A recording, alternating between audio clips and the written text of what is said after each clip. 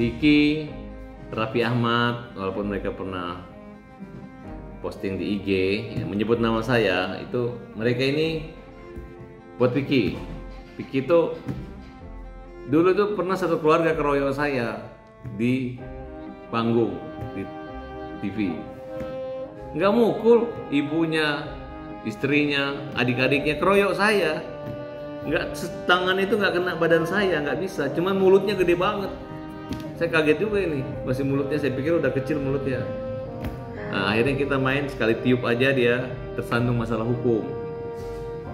Dan Raffi Ahmad juga ya, waktu kalian di penjara dulu, ada suami istrimu yang sekarang lihat, yang ada itu Farhad Abbas.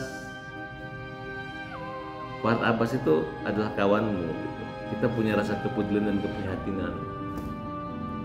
Kok sekarang kamu mau adu-adu saya sama orang-orang yang mau tinju-tinju? Ini merupakan budaya yang kurang baik, dan saya minta Kapolri selalu membereskan orang-orang begini gitu. Tapi itu Orang saling hujat aja atau nyindir di medsos, teriak bodoh aja proses hukum. Ini ngajak tinju loh.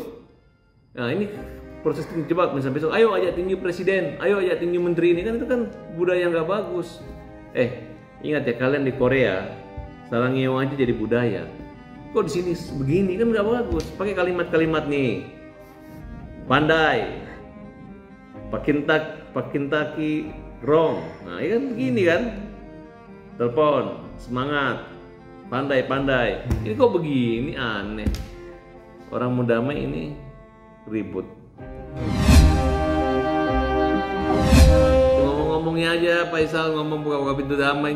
Gerakan ini tidak menandakan kedamaian, tidak ada. Ayo Faisal sini, mana anaknya, bawa sini, bawa ke Dodi gitu kan.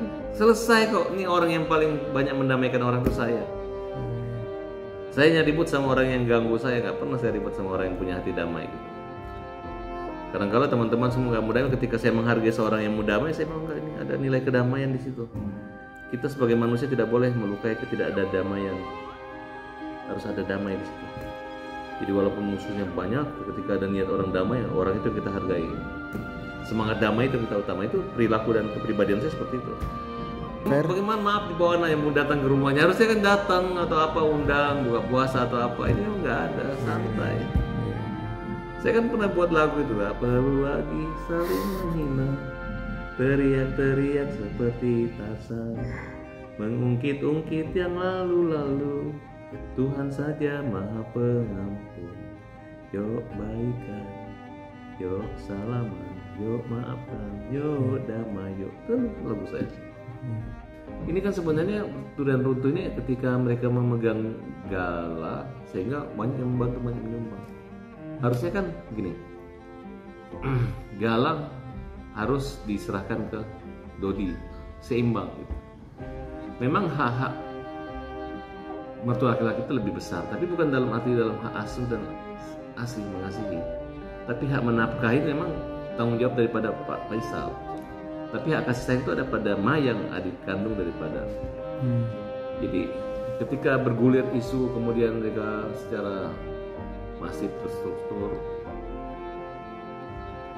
menggiring seolah Dodi ini tidak pantas menjadi perwalian, sayang gitu.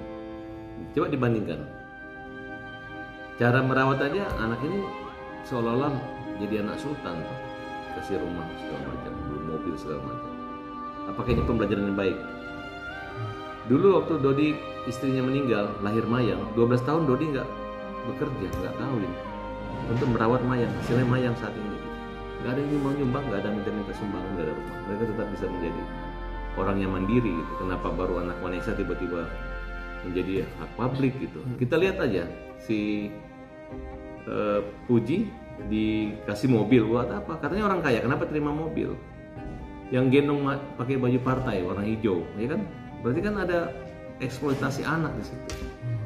Nah di sini hakim tidak jeli melihat siapa, hanya bahwa manis, sayang, menjaga, tidak. Seandainya saat itu Mayang menumpang di rumah Angel,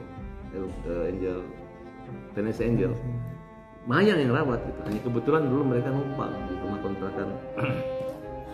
Faisal punya bukti bahwa yang membeli baju dan membeli tas-tas itu adalah orang bukan suaminya gitu.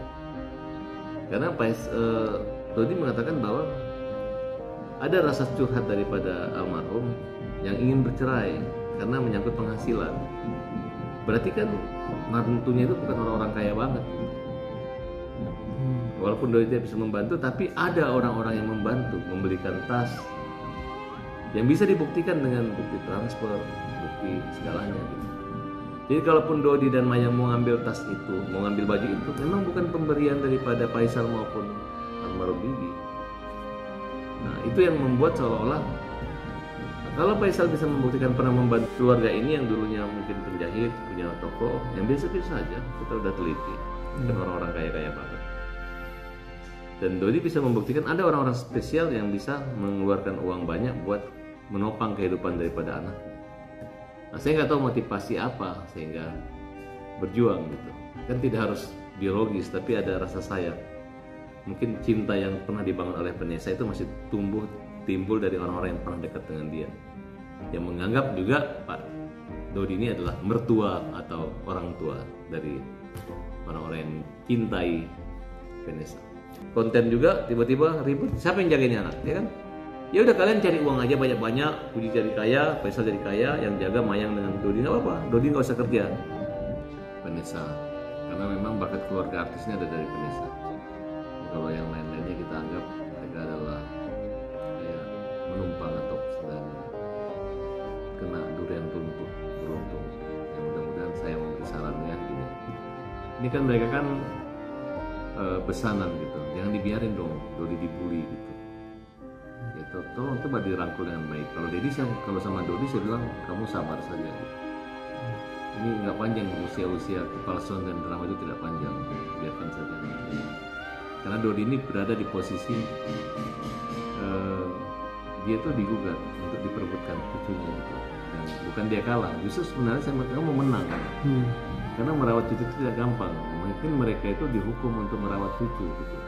Jangan lihat dari keuntungan yang didapatkan, ada yang ngasih mobil dari orang partai, dikasih uang enggak, tapi itu berat merawat cucu. Karena ujian itu di materi gitu. Ketika mereka populer, ketika mereka mendapat dunia selebriti, akhirnya kan tidak kelihatan. Hakim kan tidak menilai bahwa mereka ini serius. Nah, orang kan harusnya bekerja, ditinggalkan pekerjaan merawat cucu, sehingga penghasilan besar menjadi berkurang. Kalau ini kan tidak, ada peluang mendapat penghasilan besar, sehingga awalnya ibunya waktunya sederhana, tiba-tiba sekarang udah pakai jaket kulit, pakai kain hitam, joget-joget dan lain sebagainya gitu. Nah, kemudian mereka membuat satu kerepotan, yaitu membuat satu donasi, mengeluarkan informasi dan pengumuman-pengumuman untuk mendapatkan uang, penggalangan dana. Akhirnya muncullah suatu rumah. Kan sebenarnya tidak masuk di akal. Harusnya menurut saya rumah buat donasi anak yatim itu harusnya diberlakukan untuk umum gitu, tidak boleh orang perorangan gitu. Alangkah baiknya kalau uang yang digunakan itu bukan membeli rumah, tapi ditabung buat bekal sekolah, bayar asuransi dan sebagainya.